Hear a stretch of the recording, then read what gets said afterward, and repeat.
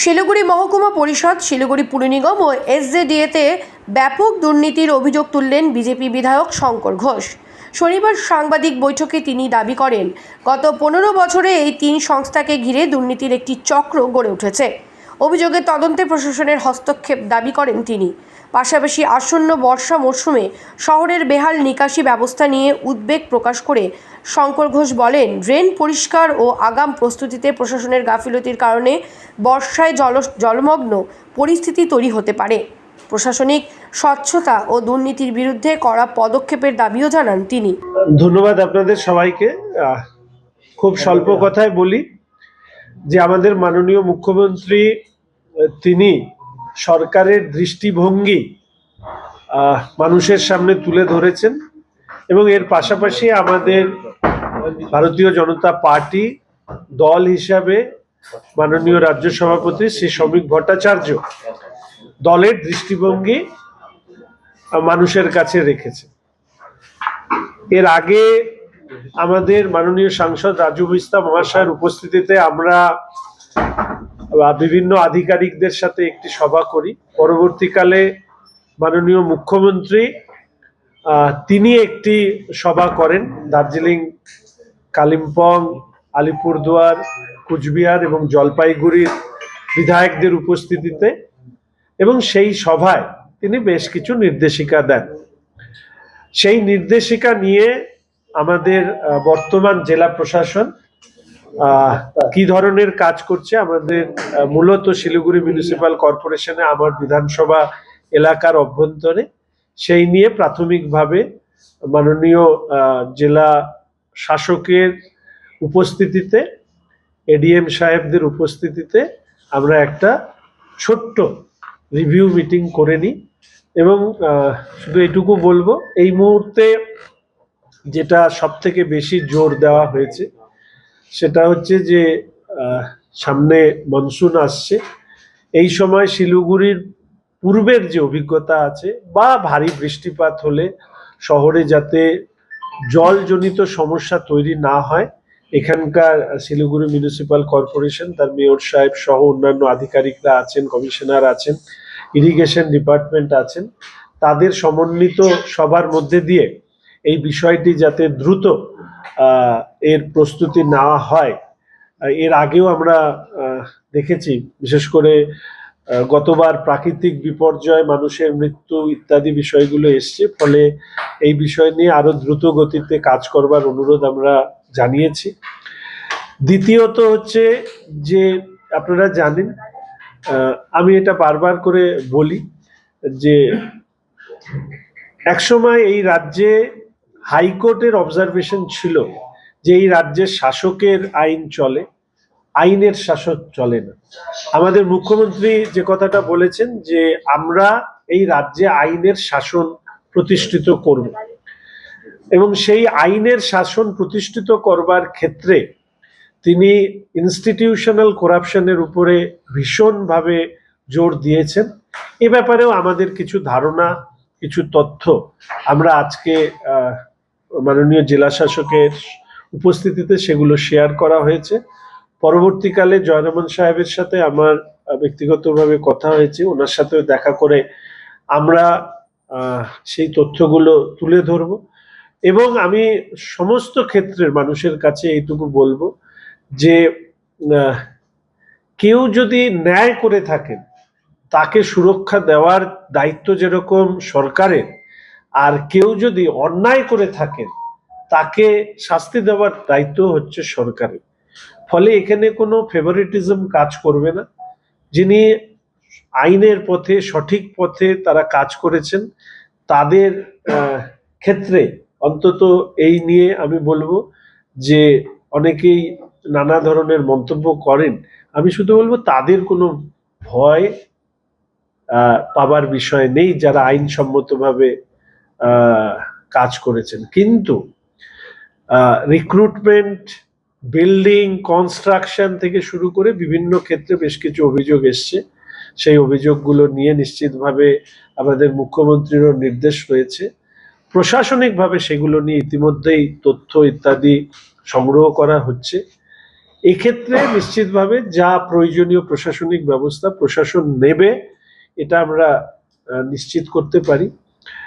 তৃতীয়ত হচ্ছে যে আমাদের মুখ্যমন্ত্রীর পাশাপাশি আমাদের রাজ্যের সম্মানীয় সভাপতি তিনিও একটি কথা বলেছেন, প্রশাসনের কাজে সংগঠন হস্তক্ষেপ করবে না। ফলে স্বাভাবিকভাবেই প্রশাসনও যাতে সেইভাবে চলতে পারে সেই বিষয়টিকে সুনিশ্চিত করবার আমরা আবেদন জানিয়েছি, এবং আমাদের দলীয় কার্যকর্তারাও এই ব্যাপারে প্রশাসনকে সহযোগিতা করছে। কোনো জায়গায় তাদের কাছেও কোনো বিষয় সামনে আসলে তারা প্রশাসনকেই সেই ব্যাপারে অবগত করবে, রাদার দ্যান সেটাকে নিজেরা সমাধান করবে। এই কাজগুলো প্রশাসনে রুটি রুজি জীবিকা ইত্যাদি বিষয় যেখানে জড়িয়ে আছে, সেখানে প্রশাসন সংবেদনশীল ভাবনা নিয়েই সমস্যার সমাধান করবে। কিন্তু একটি বিষয় আজকে আমি ডিএম সাহেবকে অনুরোধ করেছি এবং পরবর্তীকালে নিশ্চিতভাবে আমরা আমাদের মাননীয় মুখ্যমন্ত্রীর কাছেও বিষয়টি তুলে ধরবো। আমি জানি উনি এই বিষয়টি সম্পর্কে অবগত।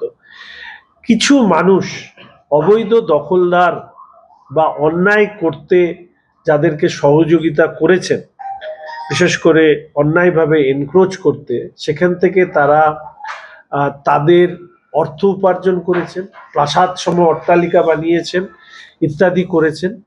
এক্ষেত্রে যারা যে গরিব মানুষদেরকে যারা ভুল বুঝিয়ে এই ধরনের অন্যায় কাজে সহযোগিতা করেছেন, তাদের বিরুদ্ধে কঠোরতম ব্যবস্থা নেওয়া। যাদেরকে আপনারা সামনে দেখছেন তারা নয়, যারা এদেরকে অন্যায় করতে সহযোগিতা করেছে তাদের বিরুদ্ধে কঠোরতম ব্যবস্থা নেওয়া হবে। যারা এই কাজ করেছেন তাদের বেশ কিছু তথ্য আমরা তুলে দিয়েছি। আর সাধারণভাবে মুখ্যমন্ত্রী যেটা বলেছেন, প্রত্যেক মানুষের কাছে আমি বলবো যে কোনো ধরনের তোলা দিয়ে কোনো অন্যায় কাজকে দীর্ঘদিন এগিয়ে নিয়ে যাওয়া যাবে না। ফলে তোলাও যেমন দেবেন না, কোনো অন্যায় ব্যবস্থার অংশ হিসেবেও নিজেদেরকে প্রতিষ্ঠিত করবেন। তোলাবাজি সিন্ডিকেট রাজ চূড়ান্তভাবে বন্ধ এই রাজ্যে। এক্ষেত্রে পরবর্তীকালে বিধায়কের পক্ষ থেকে প্রশাসনের পক্ষ থেকে আমরা নিশ্চিতভাবে একটি মেল আইডি সহ আরো কিছু ব্যবস্থা করব, যেখানে এই ধরনের ঘটনা ঘটলে সেখানে সরাসরি বিধায়ককে জানাতে পারবেন, প্রশাসনকে জানাতে পারবেন, এবং টাইম টু টাইম এই বিষয়গুলোকে আমরা রিভিউ করব। এছাড়া আমরা একটি বলেছি যে রাজ্যের এবং কেন্দ্রের অনেক ধরনের প্রকল্প আছে মানুষের জন্য, এই প্রকল্পের সুবিধে যাতে সবাই পান সমভাবে, সেটাকে নিশ্চিত করার বিষয়টুকু আমরা বলেছি। এবং এর সাথে বেশ কিছু আলোচনা হয়েছে। প্রাথমিকভাবে আমাদের নির্বাচিত জনপ্রতিনিধিরা বর্তমান সরকার তার প্রশাসনের সাথে কাজের গতি যাতে দ্রুত বৃদ্ধি পায় এবং কাজকে যাতে সুন্দরভাবে এগিয়ে নিয়ে যাওয়া সম্ভব হয়, তার জন্য একটু সমন্বয় রেখে আমরা কাজ করবার চেষ্টা করছি। সরকার প্রতিষ্ঠিত হয়েছে, প্রাথমিক ভাবে মুখ্যমন্ত্রী যে সমস্ত সিদ্ধান্তগুলো নিয়েছেন সেগুলো বাস্তবের মাটিতে যাতে সঠিকভাবে প্রয়োগ হয় সেই নিয়েও আমরা প্রশাসনের সাথে যোগাযোগ রাখছি। আমাদের প্রত্যেক বিধায়করা এই কাজ করছেন। আমরা প্রশাসনেরও যেরকম সহযোগিতা চাইছি, আমরা মানুষেরও সহযোগিতা চাইছি, যাতে আমরা আমাদের সংকল্প পত্রে বলা কথাগুলো বাস্তবের মাটিতে প্রয়োগ করতে পারি। এবং এডিশনটা হচ্ছে যে যাদের বিরুদ্ধে ব্যবস্থা নেওয়ার কথা বলছেন তাদের মধ্যে অনেকে রাজনৈতিক ব্যক্তিত্ব এবং সরকারি আধিকারিক রয়েছে। একদম। প্রথমত বলি, মহকুমা পরিষদ, মিউনিসিপাল কর্পোরেশন, এসজেডিএ, তিনটে ক্ষেত্রেই এই ধরনের অভিযোগ আছে। কিন্তু অভিযোগের বাস্তবতা মিলিয়ে দেখার জন্য যা যা পদ্ধতি গ্রহণ করা উচিত সেই ব্যাপারে প্রশাসনের কাছে অনুরোধ করা হয়েছে। তাদের প্রাথমিক রিপোর্ট পাওয়ার পরেই আমরা পরবর্তী পদক্ষেপের জন্য নিশ্চিতভাবে মুখ্যমন্ত্রীর দৃষ্টি আকর্ষণ করব। এবং এর পাশাপাশি যে কথাটা বলেছেন যে রাজনৈতিক নেতা হোক, সরকারি আধিকারিক হোক, পুলিশ আধিকারিক হোক, গত 15 বছরে এটা একটা একাংশের দুর্নীতিগ্রস্ত রাজনৈতিক নেতা, তৃণমূলের তো প্রায় বেশিরভাগটাই, কিছু অংশের সরকারি আধিকারিক, কিছু পুলিশ প্রশাসনের অংশ, এরা একটা মিলিত দুর্নীতির বাস্তুতন্ত্র গড়ে তুলে এই পশ্চিমবঙ্গটাকে রসাতলে পাঠিয়েছিল। এদেরকে চিহ্নিতকরণ করা এবং আইনের আওতার মধ্যে আনার কাজ সেটা নিশ্চিতভাবে এই সরকার করবে। একটা বিষয় যখনই দেখা যায় যে সরকার কোনো কাজ করছে, অর্থাৎ পৌর কর্পোরেশন বিল্ডিং এর, তুমি জানো যেহেতু সিসমিক জোন, আর্থকুইক জোন, আমি এরকম খবর করেছি, শিলিগুড়িতে হাই রাইজিং বিল্ডিং এ ছিঁড়ে গেছে। যখনই কর্পোরেশন রেট দেয় দেখা যায় যে ছোট ছোট পাড়ার যেসব বাড়িগুলো আছে, যাদের ছোট জমি প্ল্যান পাস হচ্ছে না, তারা বাড়ি বানাচ্ছে, সেই বাড়ির উপরে ভাঙা হচ্ছে বুলডোজার। কিন্তু এই যে বড় বড় হাই রাইজিং বিল্ডিং, সেখানে হাত দেওয়া হয় না। তারা পার্কিং কে নিজেদের মিসইউজ করে বাইরে পার্কিং করছে, যত্রতত্র তাদের পার্কিং যেভাবে খুশি ইউজ করছে রাস্তাকে, কিন্তু সেই ক্ষেত্রে তাদের কিছু বলা হচ্ছে না। এবারও কি এবং তারা নাকি নবান্নর থেকে লোকমতে নিয়ে আসছে। জেলা সাহেব, জেলা শাসককে এই ব্যাপারে আমরা অনুরোধ করেছি। কমিশনার শিলিগুড়ি মিউনিসিপ্যাল কর্পোরেশনের সাথে কথা বলে এই পুরো বিষয়টি, বিল্ডিং সংক্রান্ত বিষয় নিয়ে, পুরো বিষয় নিয়ে তথ্য চাওয়া হয়েছে।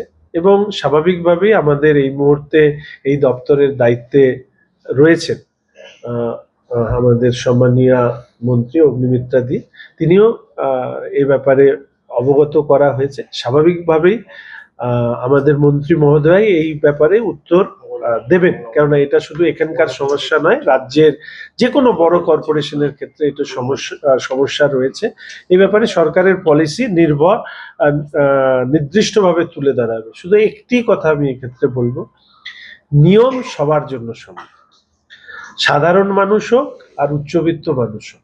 নিয়ম যিনি ভঙ্গ করেছেন তাকে আইনে যা প্রাবধান আছে তা সেই অনুযায়ী তিনি বা তার যে কনস্ট্রাকশন সেটাকে করতে হবে, নচেত ব্যবস্থা এই ক্লাস বেসড হবে না, অর্থাৎ বড় বাড়ি না ছোট বাড়ি সেটা দেখে হবে না, নিয়ম সবার জন্য এক, সেটাকে সরকার নিশ্চিত করবে। আরেকটা জিনিস, প্রাতিষ্ঠানিক দুর্নীতি তৈরি হয়েছিল, মাননীয় মুখ্যমন্ত্রী এই ব্যাপারে নির্দিষ্টভাবে বলেছেন যে এই দুর্নীতির বাস্তুতন্ত্রকে উৎখাত করা হবে। এটা হচ্ছে ইল্লিগাল মাইনিং, ক্রাশার ইত্যাদি, এটা একটা সাবজেক্ট, এটা করাপশন ইত্যাদি, এটা একটা সাবজেক্ট। এর উপরে কাজ করবার পাশাপাশি এই সরকার পোটেনশিয়াল মাইনিং, অর্থাৎ সাইন্টিফিক বৈজ্ঞানিকভাবে যেখান থেকে, কেননা বালি পাথর ছাড়া তো আবার বাড়িঘর হবে না, ফলে সেটাও কিন্তু এই সরকার মাথায় রেখেছে। অর্থাৎ লিগ্যাল পোটেনশিয়াল মাইনিং স্পট সেটাও কিন্তু খুঁজে বের করবার একটা প্রচেষ্টা নেওয়া হচ্ছে। ফলে যে ইল্লিগাল মাইনিং বন্ধ হলে আমার অল্টারনেটিভ রিসোর্স কি হবে সেটাকেও নিশ্চিত করার চেষ্টা করা হচ্ছে। আরেকটা বিষয়, যে মনসুন সিজন আসছে, গত বছর দুর্গাপূজার সময় দেখা গেল শিলিগুড়ি সবচেয়ে বেশি ক্ষতিগ্রস্ত হলো। এই বছর প্রিপারেশনের জন্য কোন কোন ডিপার্টমেন্টের সাথে ইতিমধ্যে এই ব্যাপারে তো পৌরসভা, পৌর কর্পোরেশন, ইরিগেশন, আমার মনে হয় মাননীয় মন্ত্রীও, উত্তরবঙ্গ উন্নয়ন দপ্তরের মন্ত্রীও, তিনিও এ ব্যাপারে উদ্যোগী হয়েছেন। দেখুন, প্রাকৃতিক বিপর্যয় হতে পারে, তো কেউ মুখে বলতে পারবে না, কিন্তু আমাদের প্রাকৃতিক বিপর্যয় ঘটার আগেই বা যদি ঘটে তার আগেই আমাদেরকে প্রাকৃতিক বিপর্যয়কে মোকাবেলা করবার প্রস্তুতিটাকে নিশ্চিত করতে হবে। যেরকম ওয়াটার লগিং যাতে না হয়, কোনো জায়গায় যেন চোকড না হয়ে যায়, সমতলের এক ধরনের পরিস্থিতি, পার্বত্য এলাকায় এক ধরনের পরিস্থিতি, সমস্তটাকে নিয়ে একটা কম্প্রিহেন্সিভ প্ল্যানিং যাতে করা হয়। এই মন্ত্রীরা আছেন, ডিএম সাহেব আছেন, কর্পোরেশন আছে, মহকুমা পরিষদ আছে, সবাইকে সমন্বিত করে কাজ করবার কথা বলা হয়েছে। দাদা 15 বছর একটা এই রাজ্যে, আমার ধারণা 11তে সরকার আসার পরে 12র পর থেকে এই রাজ্যে একটা অন্যায়ের শাসন প্রতিষ্ঠা হয়েছিল, অরাজকতা, দুর্নীতি, নারী সুরক্ষাহীনতা ইত্যাদি ইত্যাদি। এই 15 বছরের যে জঞ্জাল, তাকে 15 দিনে অ্যাসেস করা খুবই কঠিন।